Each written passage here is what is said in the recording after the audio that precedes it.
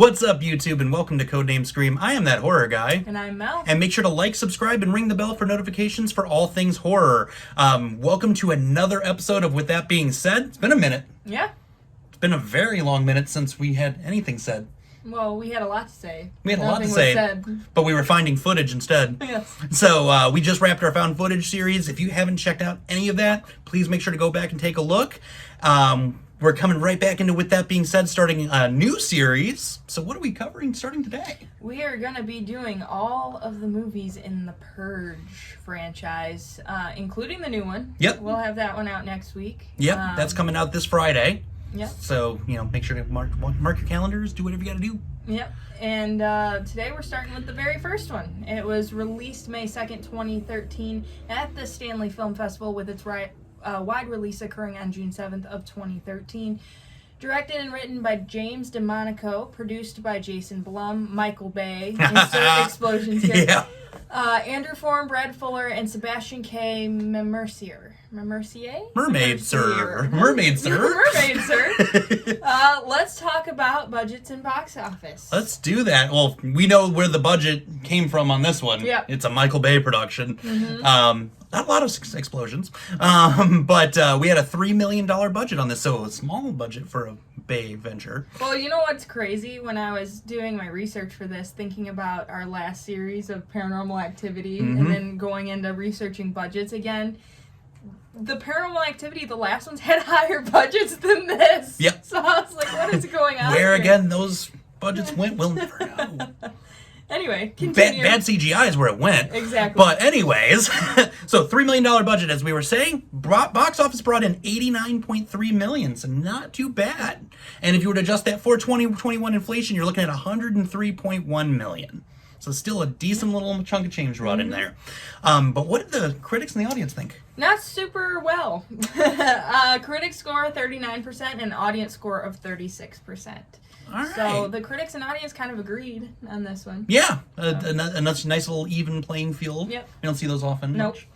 So as we do normally, we're just going to discuss the film briefly.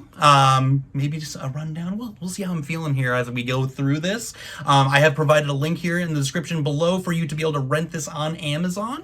That's where I found it and where you guys can find it, or if you own it. I didn't own it, shockingly. There's also a very cheap Walmart box set, which we love, which and that will got. also be here in the description below. Yep. 4 movies. Was it $20? It was like $20. Yeah, can't really beat that. So that will also be here for you guys if you are a physical owner. I do that, just not with this series, unfortunately. You said you do. I do. Poop emoji. So this film starts off, it's surrounding the new founding fathers voted into office with a 9-year term at the time. Yeah, that's a little weird. odd. So, politics no longer matter on the length of term any longer. I thought FDR had something to do with that, but guess not. Not when you're a new founding father. But they instill, I guess, the Purge into our society. Happens on March 21st of every year, where for 12 continuous hours, any crime, including murder, is legal. And there are no emergency services, paramedics, nothing available during that time. It's always good. Yeah. Nothing could go wrong there. I liked how they emphasized including murder. It's like we're pushing that envelope a little bit. But this is around the Sandin family. The head of the household, James, works for a very large security surveillance company that has pretty much sold everyone and their mother the hottest surveillance and security systems for their house. Blast shields galore all over these houses. So he's looking at a massive payday, toting about it at dinner and everything. I didn't care for that too much. He just seems very full of himself. And then you put your bouquet of lupin bestias at the front of the house to show you're in support of the Purge.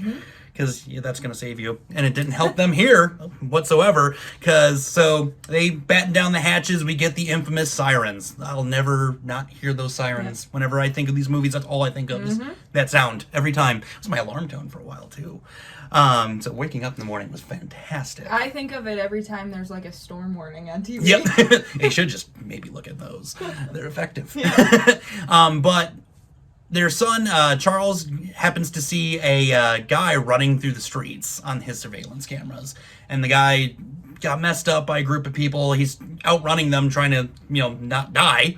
And so he opens up the blast shields, lets this guy in, which, nothing could go wrong there whatsoever. Yeah. Meanwhile, the youngest of the family, daughter, has her boyfriend upstairs, and I'm going to go have a man-to-man with your dad, draws a gun on him.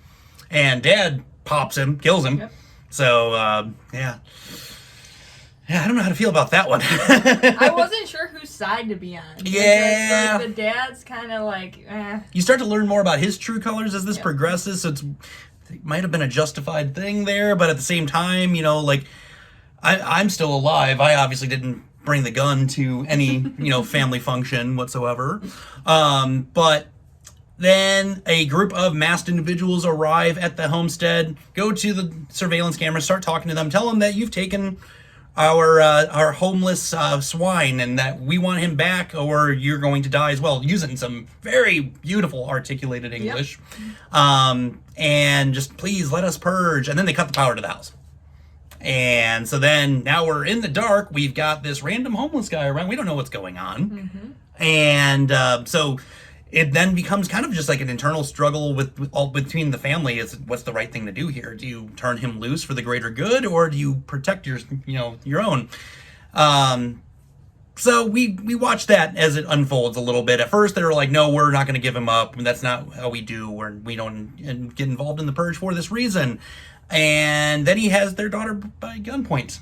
Yeah. So that kind of drastically changes everything. They end up tying him up with duct tape to a chair after jamming a letter opener into his freshly open wound. Oh man, that was hard to watch. By this point, the masked individuals outside are done. They've given them their chances. They pull down all of the blast doors, and they decide at this point, no, we're going to fight back, which was awesome. Yep. And then we watch a whole bunch of ammunition. I mean, you know what? There's where all of our budget went, was all the ammunition. Just watch as this family of 2 people with guns just completely decimate all of these guys one by one. Boom. Unfortunately, James gets a knife to the gut from the lead. They don't actually ever say their names. Nope. So the lead masked dude. We'll go with that. And lead masked dude. He's on the movie cover, so he's worth something. He ends up stabbing him, and then here come the neighbors to save the day, just unload a can of whoop ass across everyone that's left. And it turns out, no, the neighbors actually have a personal vendetta against that family because, you profited off of us. Yep. You sold us these, and then you toted it by putting an addition on your house. Mm-hmm. So we're going to kill you. But the homeless guy comes to the rescue. Yep. And just, he unloads an entire magazine on one guy. Yep. And then they decide, no, there's no more killing going on. And the mother of the house makes them all sit in a table together. The kids are off with dad, being sad. And the rest of the adults are all sitting at the table and kind of taunting each other. The one grabs for a gun. She just grabs her face and slams it into the table, which was amazing. I really wish that they would have just let him do it. Because when he has them by gunpoint, he's like, what do you want me to do? Your call. Yep. I was like, dude, obvious call. You just tried to kill us. But instead, they opted for awkward dinner. Yeah, awkward dinner scene instead. I've been to a few of those. And then Purge is over, movie's over, and then we hear about how it was the most successful Purge to date, and listen to all the news feed throughout the credits. Yep. And that's it. So, what do you got for fun facts on this one? Well, the reason this movie came about was actually quite interesting. James DeMonaco got the idea for the film after a road rage incident occurred with his wife. Yeah, a drunk driver cut them off and almost killed them. And then both parties stopped, the drunk guy and James and his wife. And the driver just had no remorse whatsoever. And, of course, that made him angry, so a fist fight ensued. Cops get called, and then after everything is over, his wife made a comment of how great it would be to have one free murder a year. Thank you, Mrs. DeMonaco. Yep, and so then that's how this came about. And he said he feels bad telling that story because it makes his wife sound awful. But, I mean, we've all said those things. No, we got to thank her for this, because if it weren't for her watching that, we wouldn't have had these films. Yep. So thank you. I'm going to thank you for that. And it's funny because DeMonaco claims in the event of the Purge being real, he would just drive up to Canada and hide. Yeah, because okay, whatever. The ladies in the white dresses, which were one of my favorite parts of this. Yes. They were based on Charles Manson's followers. James DeMonico had a Charles Manson obsession from a very young age, and it shows in this film. Over 100 different masks were considered before finally picking the ones that were in the film. And I love the lead guy's mask because he takes it off and I expect it to be someone completely different, but it looks like him. The mask looks it's just like a very that dude. and he's just a very polished, very just prestigious man under that mask. Yep. In the trailer, the voice on the emergency broadcast announcement is a male. Yes. But in the movie, it's actually a female voice. I did notice which that. Is interesting. And originally the movie was going to be the daughter trying to kill the father instead of the boyfriend. That would have made things awkward really early in the film. I think that's almost a better film because I was thinking about it in my head. She could have been pretending to play all nice and try to get the dad alone, in the house. I don't know. I give you that. Okay. The Purge takes place one night before the spring equinox, which is meant to symbolize renewing.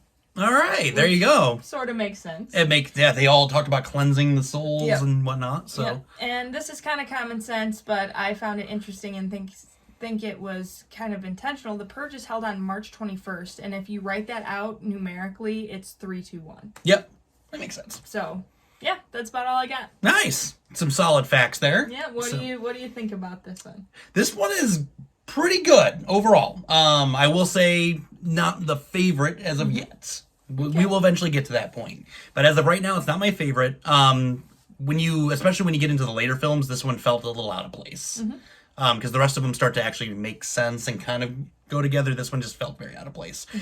As a whole, really liked the acting in it. That the acting was phenomenal. When there were jumps and jump scares, effective. And I'm a sucker for an effective jump scare, as we learned through all of our found footage. And just the kills that were in here were brutal. And it didn't need a lot of gore to be brutal. It was a lot left to the imagination, which is another thing I do enjoy about horror films, is when you don't get the up-in-your-face brutality. You have to think about it. It makes it that much worse. The whole concept behind The Purge is a very conflicting thing for me.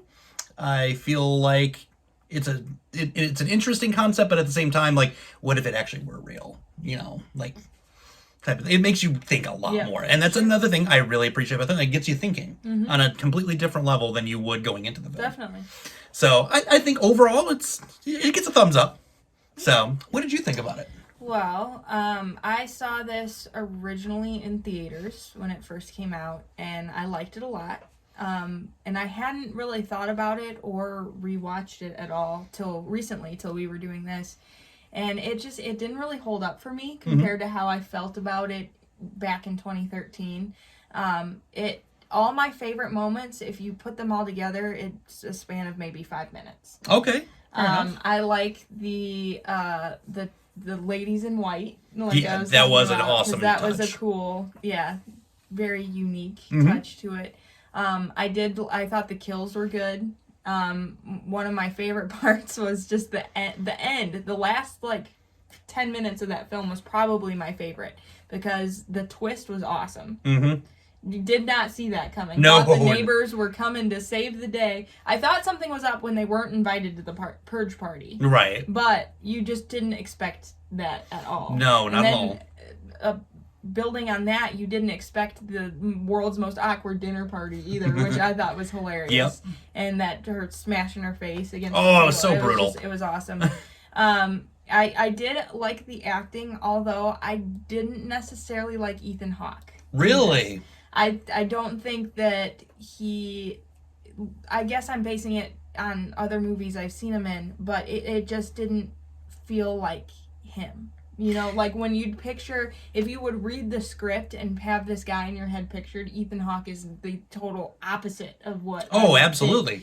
I just don't think he was. I feel like they should have gone with someone slightly more intimidating. Yeah, I'll give you that. Because I'm not at all intimidated by Ethan Hawke.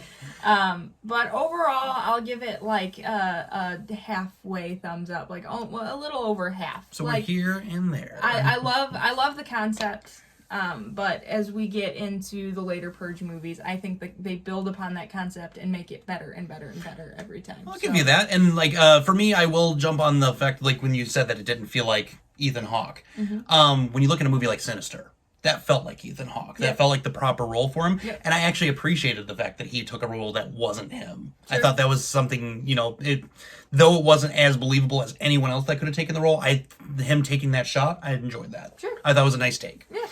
So, but what did you guys think of these films overall?